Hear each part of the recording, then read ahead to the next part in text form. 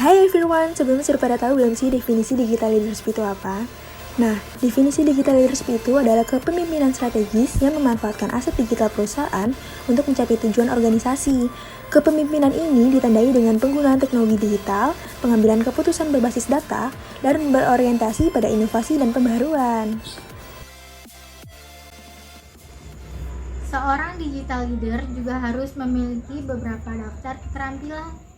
Daftar keterampilan dasar yang dibutuhkan seorang digital leader antara lain: yang pertama, komunikasi; 2, visi; 3, melek digital; keempat, strategi; kelima, inovasi; keenam, pengambilan resiko; ketujuh, daya adaptasi; dan yang terakhir, kedelapan, adalah pengenalan bakat. Di era transformasi digital ini, semua pemimpin dan staf dituntut untuk memiliki kemampuan untuk menjadi seorang digital leader yang mana mereka memiliki satu goal yang sama, yaitu membawa organisasi atau bisnis yang dia pimpin untuk melakukan transformasi digital yang tidak hanya merupakan peralihan teknologi saja, tapi juga aspek lain seperti transformasi kognitif, perilaku, dan emosi. Untuk itu, digital leader harus bisa berpikir, mengambil tindakan, dan bereaksi secara yang berbeda. Selanjutnya saya akan membacakan tentang kenapa kepemimpinan atau leadership di era digital itu sangat penting.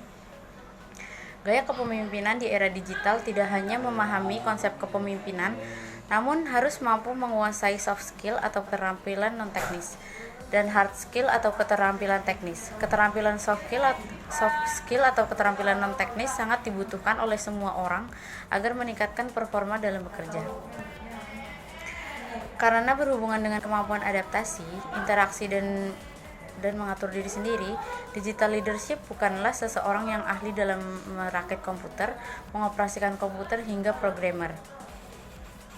Namun digital leadership adalah seseorang yang memiliki kemampuan dalam memimpin suatu organisasi atau perusahaan dengan memanfaatkan teknologi, informasi, dan komunikasi di era digital sehingga mencapai target dari organisasi atau perusahaan. Di sini saya akan menjelaskan mengetahui misi dan tujuan perusahaan. Yang pertama, memiliki pemahaman mendasar mengenai sektor bisnis yang Anda geluti. Dan yang kedua, memiliki kemampuan untuk mengamati dan menemukan pesaing perusahaan. Ketiga, memahami faktor ekonomi dan politik yang dapat mempengaruhi perusahaan. Dan yang keempat, perencanaan dan pemikiran strategi.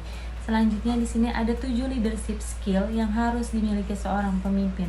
Yang pertama, kemampuan komunikasi dan sikap yang baik. Dan yang kedua, kemampuan interpersonal. Dan yang ketiga, mengambil keputusan dan memecahkan masalah.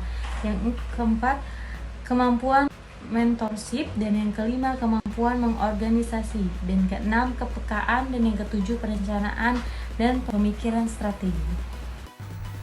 5 kualitas yang harus dimiliki seorang leadership adalah: yang pertama, kejujuran; yang kedua, pengambilan keputusan; yang ketiga, inovasi; yang keempat, tanggung jawab; dan yang terakhir, yang kelima, adalah motivasi dan hubungan.